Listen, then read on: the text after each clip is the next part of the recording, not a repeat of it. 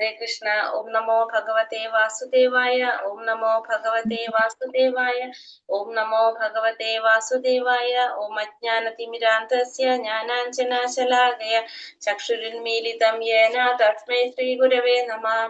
नमो विष्णुपादाय कृष्णप्रेष्ठाय भूतले श्रीमते भक्तिवेदान्त स्वामिनिधि नामिने। नमस्ते सारस्वते देवे गौरवाणी प्रचारिणे निर्विशेष शून्यवादी पाश्चात्य देशधारिणे। जय श्री कृष्ण चैतन्य प्रभु नित्यानंद श्री अद्वैत गदाधर श्रीवासादि गौर भक्त वृंद। हरे कृष्ण कृष्ण कृष्ण हरे हरे, हरे राम राम राम हरे हरे. ഹരേ കൃഷ്ണ. ശ്രീ ശ്രീ രാധാ ഗോവിന്ദ ടെമ്പിൾ ഇസ്കോൺ മാംഗ്ലൂരിന്റെ 18 ദിവസത്തെ ഭഗവത്ഗീത ക്ലാസ്സിലേക്ക് സ്വാഗതം. ഹരേ കൃഷ്ണ. എല്ലാവർക്കും പ്രണാമം. പ്രണാമം മാതാജി. ഹരേ കൃഷ്ണ. എല്ലാവർക്കും പ്രണാമം. അപ്പൊ നമ്മൾ ഇന്ന് അധ്യായം 18 അധ്യായത്തിലേക്ക് വന്ന് നിൽക്കാണെന്ന്. സന്യാസത്തിന്റെ പരിപൂർണത. ഹരേ കൃഷ്ണ. 18 അധ്യായം സന്യാസത്തിന്റെ പരിപൂർണത ഇതാണ്. അപ്പൊ ഇന്നലെ നമ്മൾ 17 അധ്യായം ശ്രദ്ധാവിഭാഗങ്ങൾ നമ്മൾ കണ്ടു അല്ലെ.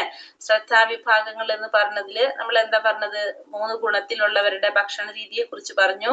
3 ഗുണത്തിലുള്ളവരുടെ യജ്ഞം, ദാനം, തപസ്, അതിനെ കുറിച്ചൊക്കെ നമ്മൾ കണ്ടു അല്ലെ. പിന്നെ നമ്മൾ ഈ ചെയ്യുന്ന കാര്യങ്ങൾ നമ്മൾ എന്ത് വേണം? ഭഗവാന് സമർപ്പിച്ച് വേണം നമ്മൾ ചെയ്യാനായിട്ടെന്ന് പറഞ്ഞു. നമുക്ക് ഒരു രാജാവിന്റെ കഥ പറഞ്ഞ നമ്മൾ ഓർമ്മയില്ലേ? മൃഗരാജാവിന്റെ കഥ പറഞ്ഞത്. ആ രാജാവ് എന്താ ചെയ്തത്? സാത്വികമായിട്ടുള്ള ദാനമാണ് ശരിക്കും ആ രാജാവ് ചെയ്തത് അല്ലെ. പുണ്യഫലം അനുഭവിക്കാൻ വേണ്ടിയിട്ടാണല്ലോ സാത്വികമായിട്ട് രജോ ഗുണത്തിലുള്ള ത്യാഗം അല്ലെ. അദ്ദേഹം എന്തിനാ ചെയ്തത്? സ്വർഗപ്രാപ്തി കിട്ടാൻ വേണ്ടിയിട്ടാണ് എന്ത് ചെയ്തത്? ദാനം ചെയ്തത്. പക്ഷെ എന്താ സംഭവിച്ചത്? അതിന്റെ ഫലമല്ല കിട്ടിയത്, നേരെ ഓപ്പോസിറ്റ് ഫലമാണ് ആർക്ക് കിട്ടിയത്? രാജാവിന് കിട്ടിയത്. അപ്പൊ അതുകൊണ്ട് നമ്മൾ എന്ത് ചെയ്യണം? ചെയ്യുന്ന കർമ്മത്തിന്റെ ഫലം മുഴുവൻ നമ്മൾ ആർക്ക് സമർപ്പിച്ച് ചെയ്യണം? ഓം തത്സത്ത് എന്നൊരു വിട്ടുകൊണ്ട് ചെയ്യാൻ പറഞ്ഞു അല്ലെ. കാരണം അങ്ങനെയാണെങ്കിൽ നമ്മൾ അറിയാതെ ചെയ്യുന്ന തെറ്റുകളാണെങ്കിൽ എന്ത് സംഭവിക്കാത്? ഭഗവാന് സമർപ്പിക്കുന്നതോടുകൂടി അത് ഇല്ലാതാകുമെന്ന് പറഞ്ഞു. നമ്മൾ അറിഞ്ഞോ അറിയാതെ ചെയ്യുന്ന തെറ്റുകള് എന്ത് സംഭവിക്കും? ഭഗവാന് സമർപ്പിക്കുന്നതോടുകൂടി ഇല്ലാതാക്കുന്നു എന്ന് കണ്ടു. ഓം തത്സത്ത് എന്ന് ഉരുവിട്ട് ചെയ്താൽ.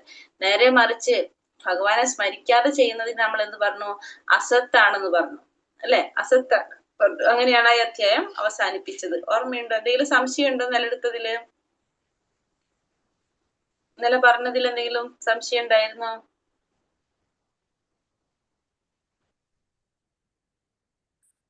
ഇല്ല മാതാജി. ഇല്ല. ഓക്കെ. അപ്പൊ നമുക്ക് ഇന്ന് 18 അധ്യായത്തിലേക്ക് കടക്കാം. അധ്യായം 18, സന്യാസത്തിന്റെ പരിപൂർണത. ഓം നമോ ഭഗവതേ വാസുദേവായ.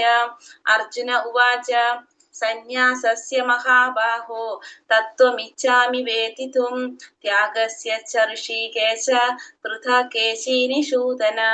അർജുനൻ പറഞ്ഞു, മഹാബാഹുവായ കൃഷ്ണ, കേശിയെ ഹനിച്ചവനും ഇന്ദ്രിയങ്ങളുടെ നാഥനുമായ ഭഗവാനെ, ത്യാഗത്തിന്റെയും സന്യാസത്തിന്റെയും ഉദ്ദേശം എന്തെന്നറിയാൻ ആഗ്രഹമുണ്ട്. അപ്പൊ അർജുനൻ പറയാണ് ഭഗവാന്റെ അടുത്ത്, മഹാബാഹുവായ കൃഷ്ണ, കേശിയെ ഹനിച്ചവനും ഇന്ദ്രിയങ്ങളുടെ നാഥനുമായിട്ടുള്ള ഭഗവാനെ എന്ത് വേണം അറിയാനായിട്ട്? എന്തറിയണം? ത്യാഗത്തിന്റെയും സന്യാസത്തിന്റെയും ഉദ്ദേശം എന്തറിയാനായിട്ട് ആഗ്രഹം പ്രകടിപ്പിക്കുകയാണ് ഇവിടെ ആര്? അർജുനൻ. ഭഗവാൻ എന്താ പറയുന്നത്? ശ്രീ ഭഗവാൻ ഉവാച കാമ്യാനാം കർമ്മണാം നാസ്യം സന്യാസം കവയോ വിദുഹു സർവകർമ്മ ഫലത്യാഗം പ്രാഹുസ്ത്യാഗം വിചക്ഷണഃ. ശ്രീ ഭഗവാൻ പറഞ്ഞു, ഭൗതിക വാഞ്ചകൾക്ക് വേണ്ടിയുള്ള കർമ്മങ്ങളെ ഉപേക്ഷിക്കുന്നതാണ് സന്യാസം എന്ന് വിദ്വാൻമാർ പറയുന്നു. സർവകർമ്മങ്ങളുടെയും ഫലങ്ങളെ ഉപേക്ഷിക്കുന്നതിനെയാണ് ബുദ്ധിമാന്മാർ ത്യാഗം എന്ന് വിളിക്കുന്നത്. അപ്പൊ ഭഗവാൻ പറയാണ്, ഭൗതിക വാഞ്ചകൾക്ക് വേണ്ടിയിട്ടുള്ള കർമ്മങ്ങള്, ഭൗതികമായിട്ടുള്ള ആഗ്രഹങ്ങൾക്ക് വേണ്ടിയിട്ടുള്ള കർമ്മങ്ങളെ ഉപേക്ഷിക്കുന്നതിനെ സന്യാസം എന്ന് ആര് പറയുന്നു? വിദ്വാൻമാര് പറയുന്നു. ഭഗവാൻ പറയല്ല, വിദ്വാൻമാര് പറയുന്നു. സർവകർമ്മങ്ങളുടെയും ഫലങ്ങളെ ഉപേക്ഷിക്കുന്നതിനാണ് ബുദ്ധിമാന്മാർ എന്ത് പറയുന്നത്? ത്യാഗം എന്ന് പറയുന്നത്. അപ്പൊ ഭഗവാൻ ഇവിടെ പറയുന്ന അഭിപ്രായം ഭഗവാന്റെതല്ല, ഒന്ന് വിദ്വാൻമാരുടെ അഭിപ്രായവും ഒന്ന് ബുദ്ധിമാന്മാരുടെ അഭിപ്രായമാണ് പറയുന്നത്. ഭൗതിക വാഞ്ചകൾക്ക്, ഭൗതികമായ ആഗ്രഹങ്ങൾക്ക് വേണ്ടിയിട്ടുള്ള കർമ്മങ്ങളെ ഉപേക്ഷിക്കുന്നതിനെ സന്യാസമെന്നും സർവകർമ്മങ്ങളുടെ ഫലങ്ങൾ ഉപേക്ഷിക്കുന്നതിനെ ത്യാഗമെന്നും വിളിക്കുന്നു. ഒന്ന് കർമ്മം ഉപേക്ഷിക്കുന്നു, ഒന്ന് കർമ്മത്തിന്റെ ഫലങ്ങൾ ഉപേക്ഷിക്കുക, അതിനെ ത്യാഗം എന്ന് പറയുന്നു. ഇനി ഇതിൽ ശ്ലോകം കുറെ ഉണ്ട്. അപ്പൊ അതുകൊണ്ട് ശ്ലോകം കൊടുക്കാതെ അതിന്റെ അർത്ഥം മാത്രമേ പറഞ്ഞു പോയിട്ടുള്ളൂ കേട്ടോ. അപ്പൊ നമുക്കത് വായിക്കാം. 3-ാമത്തെ ശ്ലോകത്തിൽ എന്താ പറയുന്നത്? എല്ലാ കാമ്യകർമ്മങ്ങളും ദോഷകരമായത് കൊണ്ട് തന്നെ അത് ത്യജിക്കണമെന്ന് ബുദ്ധിമാന്മാരായിട്ടുള്ള ചിലര് പറയുന്നുണ്ട്. യജ്ഞവും ദാനവും തപസ്സും ഒരിക്കലും ഉപേക്ഷിക്കാൻ പാടില്ലെന്ന് ചില ഋഷികൾ അഭിപ്രായപ്പെടുന്നു. അപ്പൊ എല്ലാ കാമ്യകർമ്മങ്ങളും എങ്ങനെയാണ്? ദോഷകരമായത് കൊണ്ട് തന്നെ അതിനെ ത്യജിക്കണമെന്ന് ബുദ്ധിമാന്മാരായിട്ടുള്ള, കാമ്യകർമ്മങ്ങളെല്ലാം ദോഷകരമാണ്, ഫലം ആഗ്രഹിച്ചുകൊണ്ട് ചെയ്യുന്ന കർമ്മങ്ങളാണ്. അതുകൊണ്ട് അതെല്ലാം എങ്ങനെയാണ്? ദോഷകരമായത് കൊണ്ട് അതിനെ ത്യജിക്കണമെന്ന് ആര് പറയുന്നു? ബുദ്ധിമാന്മാരായിട്ടുള്ള ചിലര് പറയുന്നു. പക്ഷെ യജ്ഞവും ദാനവും തപസ്സും ഒരിക്കലും ഉപേക്ഷിക്കാൻ പാടില്ലെന്ന് ചില ഋഷികള് അഭിപ്രായപ്പെടുന്നുണ്ട് എന്നാ പറയുന്നത്. ഇനി ഭഗവാൻ പറയുന്നത് എന്താണ്? ഹേ ഭാരത ശ്രേഷ്ഠ, ത്യാഗത്തെ കുറിച്ചുള്ള എന്റെ വിധി നിർണയം കേൾക്കൂ. പുരുഷ വ്യാഘ്രമേ, ത്യാഗം 3 വിധമെന്നാണ് ധർമ്മശാസ്ത്രങ്ങളിൽ പറയുന്നത്. അപ്പൊ ത്യാഗത്തെ കുറിച്ച് ഭഗവാന്റെ അഭിപ്രായം ഇനി ഭഗവാൻ പറയാൻ പോകാണ്. എന്താണ് പറയുന്നത്? യജ്ഞം, ദാനം, തപസ് എന്നീ കർമ്മങ്ങൾ ഉപേക്ഷിക്കേണ്ടതല്ല, അവ അനുഷ്ഠിക്കണം. മഹാത്മാക്കളെ പോലും വിശുദ്ധീകരിക്കുന്നതാണ് ഇത് 3. അപ്പൊ ഭഗവാന്റെ അഭിപ്രായം പറയാന്ന് വെച്ചാൽ എന്താണ്? ഭഗവാൻ എന്താണോ പറയുന്നത് അതാണ് ധർമ്മം. ഭഗവാൻ പറയുന്നത് എന്താണ്? യജ്ഞവും ദാനവും തപസ്സും നമ്മൾ ഒരിക്കലും ഉപേക്ഷിക്കേണ്ടതല്ല, അത് അനുഷ്ഠിക്കേണ്ടതാണ്. അതെന്താണ്? മഹാത്മാക്കളെ പോലും ശുദ്ധീകരിക്കുന്നതാണ് ഈ 3. അതെങ്ങനെ ചെയ്യണം? പക്ഷെ ആസക്തിയോ ഫലോദ്ദേശ്യമോ കൂടാതെ അനുഷ്ഠിക്കപ്പെടേണ്ടതാണ് ഈ കർമ്മങ്ങൾ. അപ്പൊ നമ്മൾ അതിന് ആസക്തി ഇല്ലാതെ, ഫലം ഉദ്ദേശിക്കാതെ വേണം നമ്മൾ ഇതൊക്കെ ചെയ്യാൻ വേണ്ടിയിട്ട്. ഹേ പാർത്ഥ, കർത്തവ്യ നിർവഹണം എന്ന നിലയിൽ അവ നിറവേറ്റേണ്ടതാണ്. അപ്പൊ അതെങ്ങനെ നമ്മൾ ചെയ്യണം? നമ്മുടെ കർത്തവ്യ നിർവഹണം, നമുക്ക് ചെയ്യേണ്ടതായിട്ടുള്ള ഒരു കാര്യം, കർത്തവ്യമാണ് എന്ന് ചിന്തിച്ചിട്ടായിരിക്കണം നമ്മളത് ചെയ്യേണ്ടത്. ഇതാണ് ആരുടെ അഭിപ്രായം? ഭഗവാന്റെ അഭിപ്രായം ഭഗവാൻ പറയുന്നത്. ഇനി അത് 3 ഗുണത്തിലുള്ളവരെ കുറിച്ച്, ഇനി ഇതൊക്കെ പറയുന്നതാണ് 3 ഗുണത്തിലുള്ളവരുടെ ത്യാഗത്തെ കുറിച്ച് ആണ് ഭഗവാൻ പറയുന്നത്. അല്ലാതെ 3 ഗുണത്തിലുണ്ടെന്ന് പറഞ്ഞല്ലോ. അപ്പൊ അത് പറയുന്നത് നിയത കർമ്മങ്ങളെ ഒരിക്കലും ഉപേക്ഷിച്ചുകൂടാ. വ്യാമോഹം കൊണ്ട് അങ്ങനെ ചെയ്യുന്നെങ്കിൽ ആ ത്യാഗം തമോ ഗുണത്തിലാണ്. അപ്പൊ പറയുന്നത് നിയത കർമ്മങ്ങൾ നമ്മൾ ഒരിക്കലും എന്ത് ചെയ്യാൻ പാടില്ല? ഉപേക്ഷിക്കാൻ പാടില്ല. പക്ഷെ നമുക്ക് അറിവില്ലായ്മ കൊണ്ട് നമ്മൾ അത് ചെയ്യുകയാണെങ്കിൽ അങ്ങനെ അതെന്താണ്? തമോ ഗുണത്തിലുള്ള ത്യാഗമാണ്. അപ്പൊ നമ്മളെ നിയത കർമ്മങ്ങൾ നമ്മൾ ഒരിക്കലും ഉപേക്ഷിക്കാൻ പാടില്ല. പക്ഷെ എന്നിരുന്നാലും നമ്മൾ അത് ഉപേക്ഷിച്ചാൽ അത്തരത്തിലുള്ള ത്യാഗം, അതായത് നിയത കർമ്മം എന്ന് വെച്ചാൽ നമുക്ക് ഓരോരുത്തർക്കും ചെയ്യേണ്ടതായിട്ടുള്ള കർമ്മങ്ങളുണ്ട്. നിയത കർമ്മങ്ങൾ നമുക്ക് ഓരോരുത്തർക്കും വിധിക്കപ്പെട്ട കർമ്മങ്ങൾ നമ്മൾ ചെയ്തേ പറ്റൂ. പക്ഷെ അത് ചെയ്യാതെ ഇരുന്ന് കഴിഞ്ഞാൽ അത് എന്ത് പറയണത്? അത് വ്യാമോഹം കൊണ്ട് നമ്മൾ ഉപേക്ഷിക്കുകയാണെങ്കിൽ അത്തരത്തിലുള്ള ത്യാഗത്തെ എന്ത് പറയുന്നു? തമോ ഗുണത്തിലുള്ള ത്യാഗമായിട്ടാണിത് പറയുന്നത്. ഇനിയോ, നിയതകർമ്മങ്ങൾ ക്ലേശകരമെന്ന് വിചാരിച്ചോ ബുദ്ധിമുട്ടായിട്ട് കണക്കാക്കിയോ ചെയ്യാതെ വിട്ടുകഴിഞ്ഞാൽ അത് രാജസികമായിട്ടുള്ള ത്യാഗം എന്ന് പറയും. അപ്പൊ നിയതകർമ്മങ്ങള് ക്ലേശകരമാണ്, നമുക്ക് ചെയ്യാൻ ബുദ്ധിമുട്ടാണ്, അതല്ലെങ്കിൽ പിന്നെന്താണ്, ക്ലേശകരമാണ് അല്ലെങ്കിൽ ബുദ്ധിമുട്ടായിട്ട് ചെയ്യാൻ ബുദ്ധിമുട്ടാണെന്ന് വിചാരിച്ചിട്ട് നമുക്ക് ചെയ്യേണ്ടതായിട്ടുള്ള കർമ്മങ്ങൾ നമ്മൾ ചെയ്യാതെ വിട്ടുകഴിഞ്ഞാൽ അതെന്താണ്? രാജസികമായിട്ടുള്ള ത്യാഗം. അത്തരം പ്രവൃത്തി നമ്മൾ ഒരിക്കലും എന്തിലേക്ക് നയിക്കില്ല? ഉന്നതിയിലേക്ക് നയിക്കില്ല. ഇനി അടുത്തത് പറയുന്നത് ഭൗതിക സംഗ്രഹിതനായിട്ട് ഫലം ഉദ്ദേശിക്കാതെ തന്റെ കർത്തവ്യമാണെന്ന് മാത്രം ചിന്തിച്ചുകൊണ്ട് വിധിക്കപ്പെട്ട കർമ്മം ചെയ്യുകയാണെങ്കിൽ അതെന്താണ്? സാത്വികമായിട്ടുള്ള ത്യാഗം. അപ്പോ നമ്മുടെ കർത്തവ്യമാണ് എന്ന് മാത്രം നമ്മൾ ചെയ്യേണ്ടതാണ്, നമ്മുടെ ഉത്തരവാദിത്തമാണെന്ന് വിചാരിച്ച് നമ്മൾ കർമ്മം ചെയ്യുന്നു, ഫലം ഒന്നും ആഗ്രഹിക്കുന്നില്ല എങ്കിൽ അത് സാത്വികം. ചെയ്യാൻ ബുദ്ധിമുട്ടാണെന്ന് വിചാരിച്ചിട്ട് ചെയ്യാതെ വിട്ടുകഴിഞ്ഞാൽ അത് രാജസികം. നമുക്ക് ഒരിക്കലും ഉപേക്ഷിക്കാൻ പാടില്ലാത്തതാണ് നിയതകർമ്മങ്ങൾ. അങ്ങനെ ഉപേക്ഷിക്കുകയാണെങ്കിൽ അത് തമോ ഗുണത്തിലുള്ള ത്യാഗം. അപ്പൊ 3 ഗുണത്തിലുള്ള ത്യാഗത്തെ കുറിച്ചാണ് ഇവിടെ നമ്മൾ പറഞ്ഞത്. താനും കൃഷ്ണനുമായുള്ള ബന്ധത്തെ പറ്റി അറിഞ്ഞുകൊണ്ട് പ്രവർത്തിക്കുന്ന കൃഷ്ണാവബോധനിഷ്ഠനായ മനുഷ്യൻ എപ്പോഴും മുക്താവസ്ഥയിലാണ്. തന്മൂലം അയാൾക്ക് മരണശേഷം സ്വകർമ്മ ഫലങ്ങളായ സുഖദുഃഖങ്ങൾ അനുഭവിക്കേണ്ടി വരില്ല. അപ്പോ ഭഗവാനും താനും തമ്മിലുള്ള ബന്ധത്തെ കുറിച്ച് അറിഞ്ഞുകൊണ്ട് പ്രവർത്തിക്കുന്ന ഒരു മനുഷ്യൻ എപ്പോഴും എങ്ങനെയായിരിക്കും? മുക്താവസ്ഥയിലായിരിക്കും. അയാൾക്ക് എന്തുണ്ടാവില്ല? മരണശേഷം സ്വന്തം കർമ്മത്തിന്റെ ഫലങ്ങളായിട്ടുള്ള സുഖദുഃഖങ്ങളൊന്നും ആ വ്യക്തിക്ക് അനുഭവിക്കേണ്ടതായിട്ട് വരുന്നില്ല. ഇനി അടുത്തത് 3 തരത്തിലുള്ള കർമ്മത്തെ കുറിച്ചാണ് പറയുന്നത്. അനാസക്തമായും രാഗദ്വേഷരഹിതമായിട്ടും ഫലാസക്തി കൂടാതെയും നിയന്ത്രിതമായ വിധത്തിൽ ചെയ്യുന്ന കർമ്മം സാത്വികമായിട്ടുള്ള കർമ്മം. ആസക്തി ഇല്ലാതെ രാഗദ്വേഷരഹിതനായിക്കൊണ്ട് രാഗദ്വേഷം എന്ന് വെച്ചാൽ നമ്മുടെ ഇഷ്ടാനിഷ്ടങ്ങളൊന്നും ഇല്ലാതെ ഫലം ആഗ്രഹിക്കാതെ ചെയ്യുന്ന നിയന്ത്രിതമായ വിധത്തിൽ ചെയ്യുന്ന കർമ്മമാണ് എന്ത്? സാത്വികമായിട്ടുള്ള കർമ്മം. ഒന്നാമത് ആസക്തി ഇല്ല, ഇഷ്ടാനിഷ്ടങ്ങളില്ല, ഫലം ആഗ്രഹിക്കുന്നില്ല. അങ്ങനെ ചെയ്യുന്ന കർമ്മം സാത്വികമായ കർമ്മം. തന്റെ ആഗ്രഹം നിറവേറ്റാൻ വേണ്ടിയിട്ടോ മിഥ്യാഹംഭാവം കൊണ്ടോ പ്രയാസപ്പെട്ട് ചെയ്യുന്ന കർമ്മമാണ് രാജസികമായിട്ടുള്ള കർമ്മം. ആഗ്രഹം നിറവേറ്റാൻ വേണ്ടിയിട്ട് അല്ലെങ്കിൽ മിഥ്യാഹഭാവം കൊണ്ട് പ്രയാസപ്പെട്ട് ചെയ്യുന്ന കർമ്മം രാജസികം.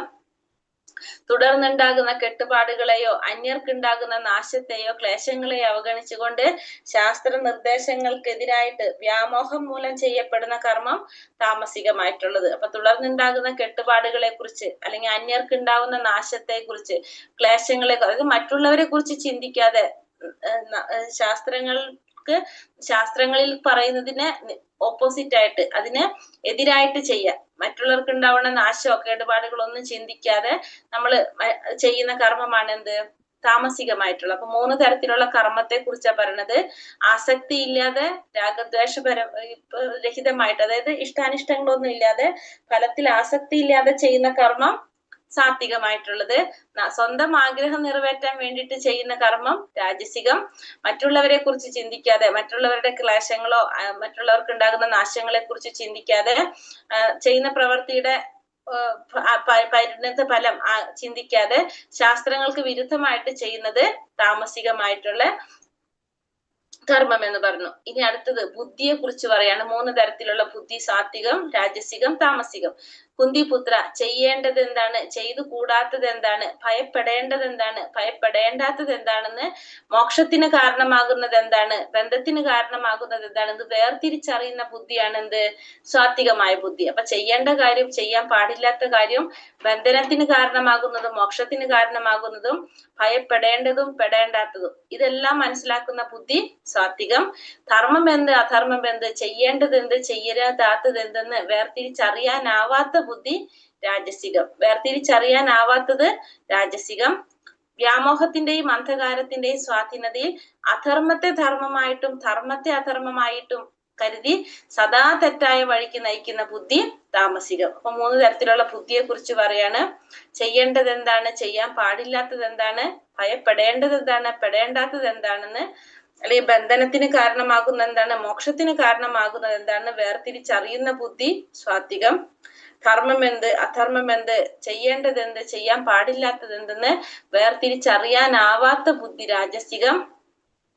ധർമ്മത്തെ അധർമ്മമായിട്ടും കരുതുന്നു, അധർമ്മത്തെ ധർമ്മമായിട്ടും കരുതാം.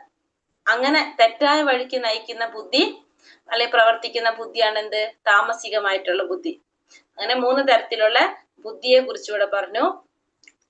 ഇനി എന്താ പറയണത്? ബ്രഹ്മഭൂത പ്രസന്നാത്മാ നാശോ ജതീന കാംക്ഷതി സമസർവേഷു ഭൂതേഷു മത്ഭക്തിം ലഭതേ പരാം. ഈ ആധ്യാത്മിക അവസ്ഥയിൽ എത്തിച്ചേർന്നവർ പരബ്രഹ്മ സാക്ഷാത്കാരത്തെ സിദ്ധിച്ച് പരമാനന്ദം അനുഭവിക്കുന്നു. അയാൾക്ക് ദുഃഖമില്ല, ആഗ്രഹങ്ങളില്ല, സർവഭൂതങ്ങളിലും സമഭാവനയാണ് ഉള്ളത്. ഈ നിലയിൽ അയാൾ വിശുദ്ധ ഭക്തിയോടെ എന്റെ സേവനത്തിൽ മുഴുകുന്നു. അപ്പോൾ ഇവിടെ പറയുന്നത്, ഈ ആധ്യാത്മിക അവസ്ഥയിൽ എത്തിച്ചേർന്നവർ, ഈ ആധ്യാത്മിക അവസ്ഥയിൽ വെച്ചിട്ടുണ്ടെങ്കിൽ ഏതവസ്ഥയിലും പരബ്രഹ്മ സാക്ഷാത്കാരം നേടിയ വ്യക്തി, പരമാനന്ദം അനുഭവിക്കുന്ന വ്യക്തി, ആ വ്യക്തിക്ക് എന്ത് സാധിക്കും? പരമാനന്ദം അനുഭവിക്കാനായിട്ട്, അല്ലെങ്കിൽ സാക്ഷാത്കാരം സിദ്ധിച്ച വ്യക്തിക്ക് ആ പരമാനന്ദം അനുഭവിക്കാനായിട്ട് സാധിക്കും. അയാൾക്ക് എന്തുണ്ടാവില്ല? ദുഃഖങ്ങളില്ല, ആഗ്രഹങ്ങളില്ല, സർവഭൂതങ്ങളിലും എങ്ങനെയാണ്? സമഭാവനയാണ് അയാൾക്കുള്ളത്. ഈ നിലയിൽ അയാൾ വിശുദ്ധ ഭക്തിയോടുകൂടി ഭഗവാന്റെ സേവനത്തിൽ മുഴുകുന്നു. അപ്പൊ ആധ്യാത്മിക അവസ്ഥയിൽ എത്തിച്ചേർന്നവർക്ക്, ആ പരബ്രഹ്മ സാക്ഷാത്കാരം സിദ്ധിച്ചവർക്ക് ആനന്ദം അനുഭവിക്കാനായിട്ട് സാധിക്കും. അതായത് ആ പരമാനന്ദത്തിൽ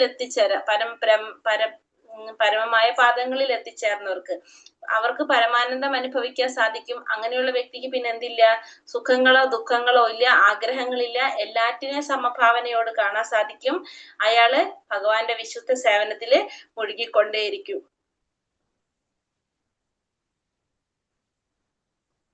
എങ്ങനെയുള്ളവർക്കാണ് അത് സാധിക്കുന്നത്? ഭഗവാനോട് പറയാണ്, ഭക്ത്യാ മാമാഭിജാനാതി യാവാൻ യച്ഛാസ്മി തത്വതഃ തതോ മാം തത്തതോ ജ്ഞാതോ വിശദേ തദനന്തരം. ഭക്തിയുടെ സേവനം കൊണ്ട് മാത്രമേ ഞാനാണ് പരമദിവ്യോത്തമ പുരുഷൻ എന്ന സത്യം അറിയാൻ കഴിയൂ. ആ ഭക്തി കൊണ്ട് തന്നെ എന്നെ കുറിച്ച് പൂർണ്ണബോധം നേടുമ്പോൾ അയാൾക്ക് ദൈവ സാമ്രാജ്യത്തിൽ പ്രവേശിക്കാൻ സാധിക്കും. അപ്പൊ ഭഗവാന്റെ പരമപദത്തിൽ എത്തണമെങ്കിൽ നമുക്ക് എന്ത് വേണം? ആദ്യം ഭഗവാൻ അറിയണം. ഭഗവാൻ അറിയണമെങ്കിൽ നമുക്ക് എന്ത് വേണം? ഭക്തിയുടെ സേവനം. ഭക്തിയുടെ സേവനം കൊണ്ട് മാത്രമേ ഭഗവാനാണ് പരമദിവ്യോത്തമ പുരുഷനാണെന്ന സത്യം അറിയാൻ സാധിക്കുള്ളൂ. ആ ഭക്തി കൊണ്ടാണ് ഭഗവാനെ കുറിച്ചുള്ള പൂർണ്ണ ബോധം നേടുന്നതും ഭഗവാന്റെ ദൈവ സാമ്രാജ്യത്തിൽ പ്രവേശിക്കാൻ സാധിക്കുന്നു. അപ്പം എന്തിലൂടെ മാത്രമേ ഭഗവാൻ അറിയാൻ സാധിക്കുള്ളൂ? ഭക്തിയുടെ സേവനത്തിലൂടെ മാത്രമേ ഭഗവാൻ അറിയാൻ സാധിക്കുള്ളൂ.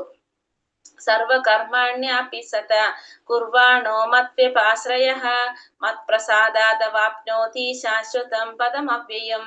ഏതു തരം പ്രവർത്തികളിൽ ഏർപ്പെട്ടിരുന്നാലും എന്നെ മാത്രം ആശ്രയിക്കുന്ന എന്റെ വിശുദ്ധ ഭക്തൻ എന്റെ കാരുണ്യത്താലും സംരക്ഷണത്താലും അനശ്വരവും ശാശ്വതവുമായ എന്റെ ധാമം പ്രാപിക്കുന്നു. അപ്പൊ ഏതു തരം പ്രവർത്തികളിൽ ഏർപ്പെട്ടിരുന്നാലും ശരി, ഭഗവാനെ മാത്രം ആശ്രയിക്കുന്ന ഭഗവാന്റെ വിശുദ്ധ ഭക്തന്മാര് ഭഗവാന്റെ കാരുണ്യം കൊണ്ടും സംരക്ഷണം കൊണ്ടും അനശ്വരമായിട്ടുള്ള ശാശ്വതമായിട്ടുള്ള ഭഗവാന്റെ ധാമത്തെ പ്രാപിക്കാനായിട്ട് സാധിക്കും. അപ്പൊ എന്തൊക്കെ പ്രവൃത്തി ചെയ്താലും ഭഗവാനെ മാത്രം ആശ്രയിക്കുന്നവരാണെങ്കിൽ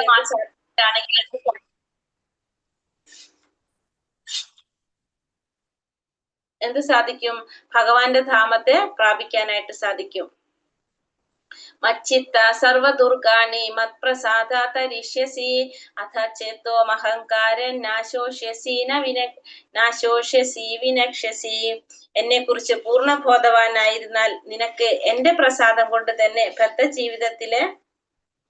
ബദ്ധ ജീവിതത്തിന്റെ സകല ക്ലേശങ്ങളെയും അതിജീവിക്കാൻ കഴിയും. ആ ബോധത്തോടെ പ്രവർത്തിക്കാതെ മിഥ്യാഹങ്കാരം കൊണ്ട് എന്റെ അഭിമതം അനുസരിക്കാതെ പോയാലോ നാശമായിരിക്കും ഫലം. എന്നെ കുറിച്ച് പൂർണ്ണ ബോധവാനായിരുന്നു കഴിഞ്ഞാൽ, ഭഗവാനെ കുറിച്ചുള്ള ബോധം ഉണ്ടായിരുന്നാൽ ഭഗവാന്റെ പ്രസാദം കൊണ്ട് തന്നെ എന്ത് സാധിക്കും? ബദ്ധ ജീവിതത്തിന്റെ സകല ക്ലേശങ്ങളും അതിജീവിക്കാനായിട്ട് സാധിക്കും. നേരെ മറിച്ച് എങ്ങനെയാണ് പറഞ്ഞത്? ആ ബോധത്തോടെ പ്രവർത്തിക്കാതെ മിഥ്യാഹങ്കാരം കൊണ്ട് ഭഗവാന്റെ അഭിമതം അനുസരിക്കാതെ പോയാലോ നാശമായിരിക്കും ഫലം. അപ്പൊ ഭഗവാനെ കുറിച്ചുള്ള ബോധം ഉണ്ടായിരിക്കണം. അങ്ങനെയാണെങ്കിൽ നമ്മുടെ ഭഗവാന്റെ പ്രസാദം കൊണ്ട് തന്നെ എന്ത് സാധിക്കും? ബദ്ധ ജീവിതത്തിലെ സകല ക്ലേശങ്ങൾ ഭഗവാന്റെ കാരുണ്യം കൊണ്ട് എല്ലാ ക്ലേശങ്ങളെയും അതിജീവിക്കാനായിട്ട് സാധിക്കും. അതില്ലെങ്കിലോ നാശമായിരിക്കും ഫലം. ഈശ്വര സർവഭൂതാനാം ഹൃദയേശാർജുന തിഷ്ഠതി ഭ്രാമയൻ സർവഭൂതാനി യന്ത്രാരൂഢാനി മായയാ. അർജുന, പരമപുരുഷൻ എല്ലാവരുടെയും ഹൃദയത്തിൽ കുടികൊള്ളുകയും ഭൗതിക ശക്തിയാൽ ചെയ്യുന്ന ജീവാത്മാക്കളുടെ ഭ്രമണത്തെ നിയന്ത്രിക്കുകയും ചെയ്യുന്നു. അപ്പൊ ഭഗവാൻ എല്ലാവരുടെ ഉള്ളിലും ആരായിട്ടിരിക്കുന്നുണ്ട്? പരമപുരുഷനായിട്ട് എല്ലാവരുടെ ഉള്ളിലും ഭഗവാൻ പരമാത്മാവായിട്ടിരിക്കുന്നുണ്ട്. എന്നിട്ടോ ഭൗതിക ശക്തിയാൽ നിർമ്മിതമായ യന്ത്രത്തിൽ എന്ന പോലെ, ഭൗതിക ശക്തി കൊണ്ട് പ്രവർത്തിക്കുന്ന യന്ത്രത്തെ പോലെ ഭഗവാൻ എന്ത് ചെയ്യാണ്? എല്ലാ ജീവാത്മാക്കളുടെയും ഭ്രമണത്തെ നിയന്ത്രിക്കുന്നു. അപ്പൊ എല്ലാ ജീവാത്മാക്കളുടെയും ഭ്രമണത്തെ ആരാണ് നിയന്ത്രിക്കുന്നത്? ഭഗവാനാണ് നിയന്ത്രിക്കുന്നത്. ആ ഭഗവാന് സമർപ്പണം, ആത്മസമർപ്പണം ചെയ്യാനാ പറയുന്നത്. തമേവ ശരണം ഗച്ഛ സർവഭാവേന ഭാരത തത്പ്രസാദാത് പരാം ശാന്തി സ്ഥാനം പ്രാപ്സ്യസി ശാശ്വതം. ഹേ ഭാരത, ആ പരമപുരുഷൻ ആത്മാർപ്പണം ചെയ്യൂ. അവിടത്തെ പ്രസാദം കൊണ്ട് നീ പരമമായ ശാന്തി നേടും, ശാശ്വതമായ പരമപദം പ്രാപിക്കും. അപ്പൊ പറയുന്നത് ആ പരമപുരുഷന് ആത്മാർപ്പണം ചെയ്യുക. അവിടത്തെ പ്രസാദം കൊണ്ട് എന്ത് സാധിക്കും? പരമമായ ശാന്തി നേടാനും പരമപദം ശാശ്വതമായിട്ടുള്ള പരമപദം പ്രാപിക്കാനും സാധിക്കും. ഇതി തേ ജ്ഞാനമാഖ്യാതം ഗുഹ്യാത് ഗുഹ്യതരം മയാ വിമൃശൈത്യദശേഷേണ യഥേച്ഛസി തഥാ ഗുരു. ഇപ്രകാരം അതിരഹസ്യമായ ജ്ഞാനമാണ് ഞാൻ നിനക്ക് വിവരിച്ചു തന്നത്. ഇനി സമഗ്രമായി ആലോചിച്ചതിന് ശേഷം ഹിതമെന്ന് തോന്നുന്നതെന്തോ അത് ചെയ്യുക. പിന്നെ ഭഗവാൻ അർജുനനോട് പറയാണ്, ഇപ്രകാരം ഇതുവരെ ഞാൻ നിനക്ക് പറഞ്ഞത് എന്താണ്? ഏറ്റവും ശ്രേഷ്ഠമായിട്ടുള്ള ഏറ്റവും രഹസ്യമായ ജ്ഞാനമാണ് ഞാൻ നിനക്ക് പറഞ്ഞു തന്നത്. ഇനി നീ എന്ത് ചെയ്യാ?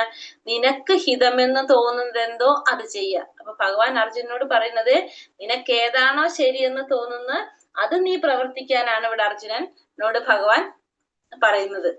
മന്മനാഭവ മദ്ഭക്തോ മത്യാജീമാ നമസ്കുരു മാമേ വൈശ്യസി സത്യം തേ പ്രതിജാനേ പ്രിയോസിമേ. എപ്പോഴും എന്നെ ഓർക്കുക, എന്റെ ഭക്തനാവുക, എന്നെ ആരാധിക്കുകയും പ്രണമിക്കുകയും ചെയ്യുക. ഇങ്ങനെ ചെയ്തു പോന്നാല് നിശ്ചയമായും എന്ത് സാധിക്കും? നിനക്ക് എന്നെ പ്രാപിക്കാൻ സാധിക്കും. ഞാൻ തീർത്തു പറയുന്നു, എന്തെന്നാൽ എനിക്ക് പ്രിയപ്പെട്ടവനാണ് നീ. അപ്പൊ ഭഗവാൻ പറയുന്നത്, മന്മനാഭവ മദ്ഭക്തോ മത്യാജീമാ നമസ്കുരു. എപ്പോഴും എന്നെ ഓർക്കണം, എന്റെ ഭക്തനാവണം, എന്നെ ആരാധിക്കണം, എന്നെ പ്രണമിക്കണം. അങ്ങനെ ചെയ്തു പോന്നു കഴിഞ്ഞാൽ നിശ്ചയമായും നിനക്ക് എന്നെ പ്രാപിക്കാൻ സാധിക്കും. ഞാൻ തീർത്തു പറയുന്നു, കാരണം നീ ആരാണ്? എനിക്ക് പ്രിയപ്പെട്ടവനാണ്. അപ്പൊ എപ്പോഴും എന്നെ ഓർക്കുക, എന്റെ ഭക്തനാവുക, എന്നെ ആരാധിക്കുക, എന്നെ പ്രണമിക്കുക. അങ്ങനെ ചെയ്തു പോന്നു കഴിഞ്ഞാൽ നിശ്ചയമായിട്ടും നിനക്ക് എന്നെ പ്രാപിക്കാന് സാധിക്കുമെന്ന് ഭഗവാനോട് തീർത്തു പറയുന്നു. നീ എനിക്ക് പ്രിയപ്പെട്ടവനാണ്. സർവധർമാൻ പരിത്യജ്യ മാമേകം ശരണം വ്രജ അഹം ത്വാം സർവപാപേഭ്യോ മോക്ഷയിഷ്യാമി മാം ശുചഃ. സർവധർമ്മങ്ങളെയും ത്യജിച്ച് എന്നിൽ ശരണം തേടുക, ഞാൻ നിന്നെ സകല പാപ പ്രതികരണങ്ങളിൽ നിന്ന് മോചിപ്പിക്കാം, ഭയപ്പെടേണ്ട. അപ്പൊ ഭഗവാൻ പറയുന്നത് സർവധർമ്മങ്ങളെയും ത്യജിച്ച് എന്നിൽ ശരണം തേടുക, ഞാൻ നിന്നെ സകല പാപ പ്രതികരണങ്ങളിൽ നിന്ന് മോചിപ്പിക്കാം, ഭയപ്പെടേണ്ട എന്നാണ് ഇവിടെ ആര് പറയുന്നത്?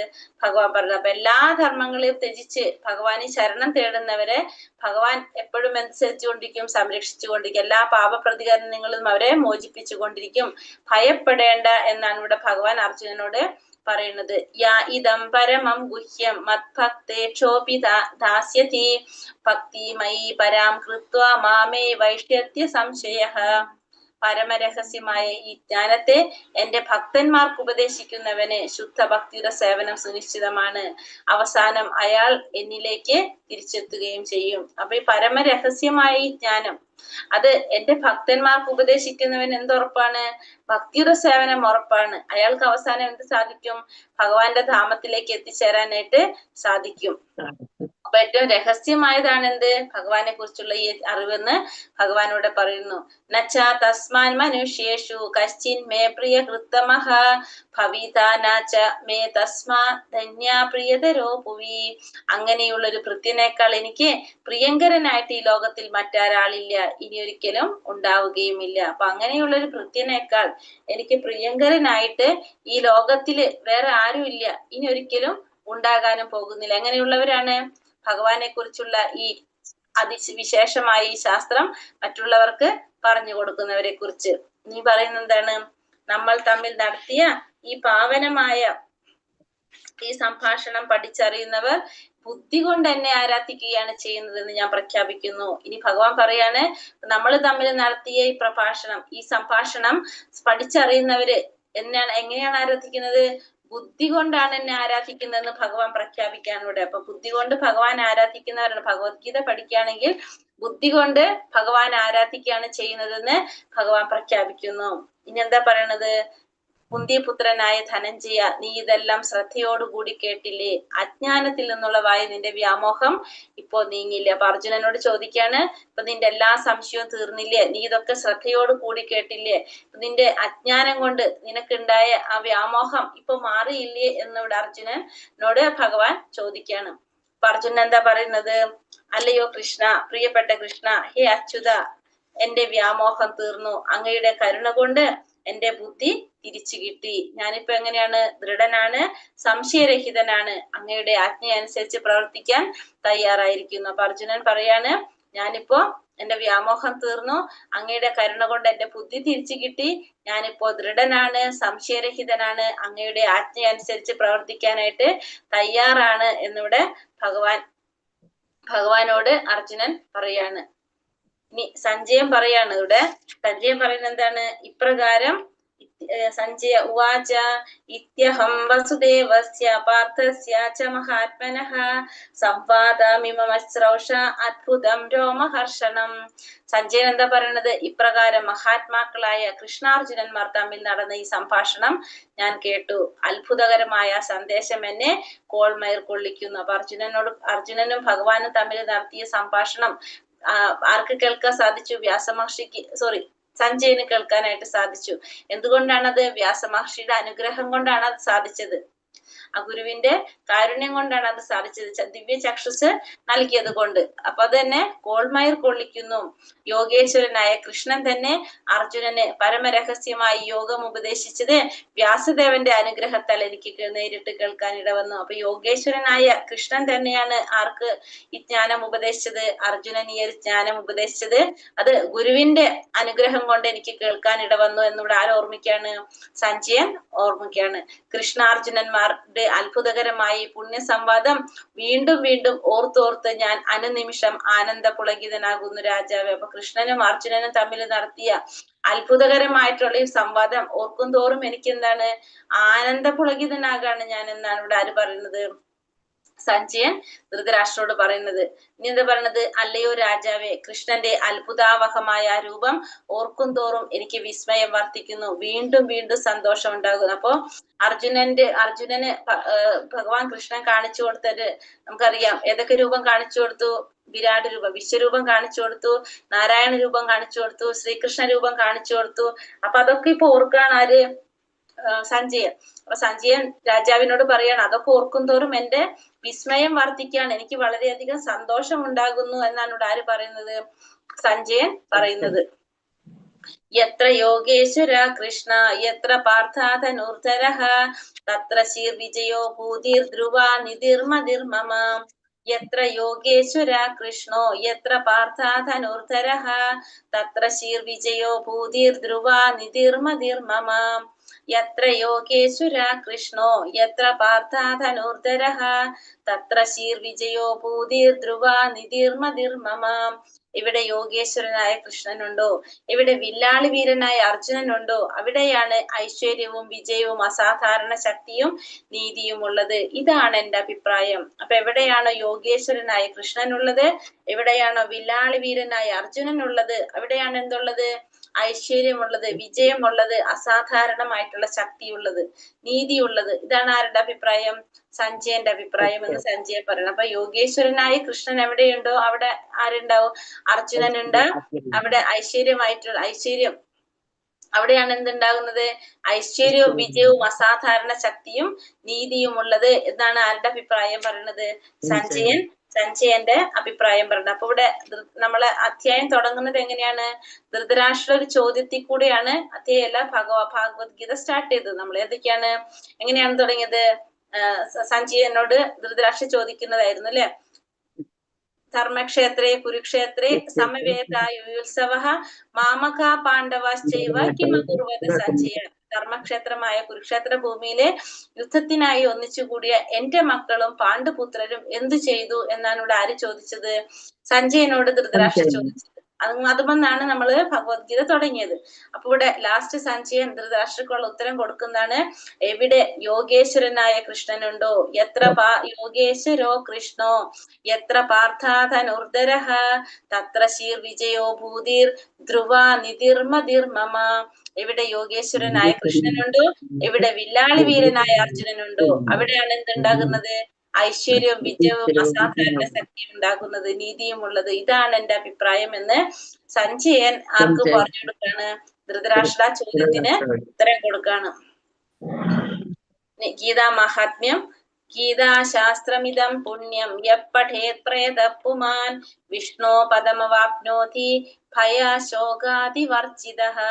പവിത്രമായിട്ടുള്ള ഈ ഗീതാശാസ്ത്രം പ്രയത്നപൂർവം പഠിക്കുന്നവർക്ക് ഭയശോകാതിവർജിത, ഭയത്തിൽ നിന്നും ശോകത്തിൽ നിന്നും എന്ത് സാധിക്കും? മുക്തനാകാനായിട്ട്, വിഷ്ണുപദം പോകാനായിട്ട് സാധിക്കും. അപ്പോ ഭയം ഉണ്ടാവില്ല, ദുഃഖങ്ങൾ ഉണ്ടാവില്ല. എന്താണെങ്കില് ഗീതാശാസ്ത്രത്തെ പഠിക്കുന്നവർക്ക്. ഗീതാധ്യയനശീലസ്യ പ്രാണായാമാപരസ്യ ച നൈവ സന്ദീഹി പാപാനി പൂർവജന്മാകൃതാനി ച.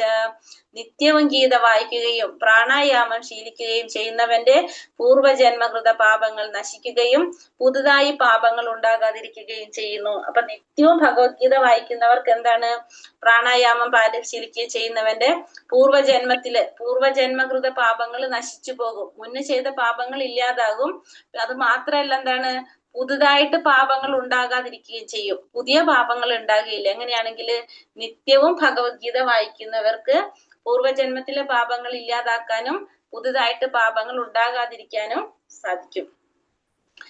മലനിർമോചനം പുംസാം ജലസ്നാനം ദിനേ ദിനേ സകൃദ്ഗീതാഭസി സ്നാനം സംസാര മലനാശനം.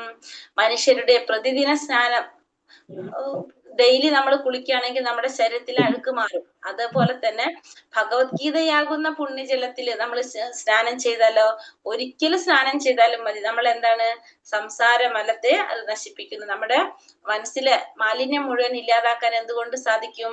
ഭഗവത്ഗീതയാകുന്ന പുണ്യജലത്തിൽ സ്നാനം ചെയ്താൽ സാധിക്കും. ഗീതാ സുഗീത കർത്തവ്യ കിമന്യേ ശസ്ത്ര വിസ്തരൈഹി യാ സ്വയം പത്മനാഭസ്യ മുഖ പത്മാദ്വിനിസൃത.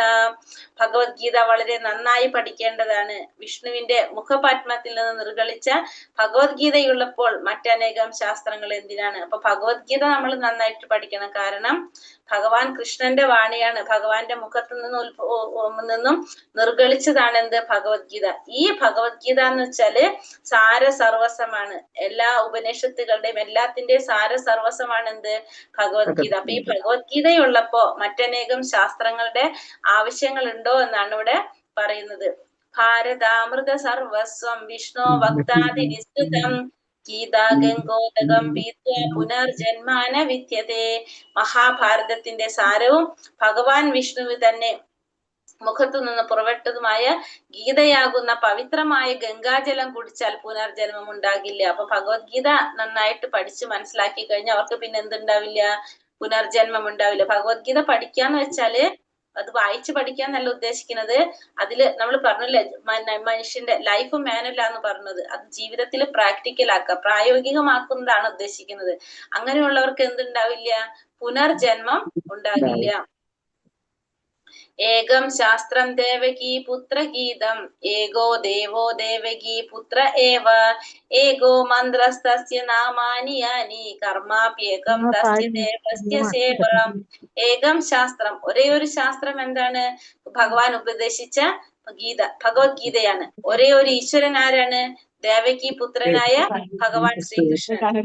ഏകോ ദേവോ ദേവകി പുത്ര ഏവം ഏകം ശാസ്ത്രം ഭഗവത്ഗീത, ഏകോ ദേവോ ദേവകി പുത്രനായിട്ടുള്ള ഭഗവാൻ ശ്രീകൃഷ്ണൻ. ഏകോ മന്ത്രസ്തസ്യ നാമാനി യാനി, ഒരേ ഒരു മന്ത്രം എന്താണ്? ഭഗവാന്റെ നാമം. പിന്നെ കർമാപ്യേകം തസ്യ ദേവസ്യ സേവ, ഒരേ ഒരു കർമ്മം ഭഗവാന്റെ സേവനം.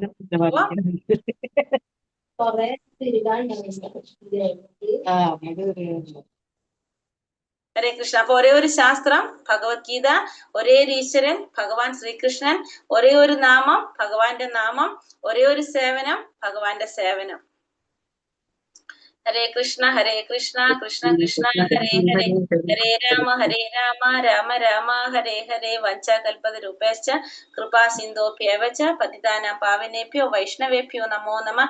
അനന്തകോടി വൈഷ്ണവ ഭക്തവൃന്ദി കി ജയ്. ശ്രീല പ്രഭുപാദ് കി ജയ്. ഗുരുദേവ് കി ജയ്. നിതായ് ഗൗര പ്രമാനന്ദേ. ഹരി ഹരി ബോൽ. ഹരേ കൃഷ്ണ. ഓം തത്സത്.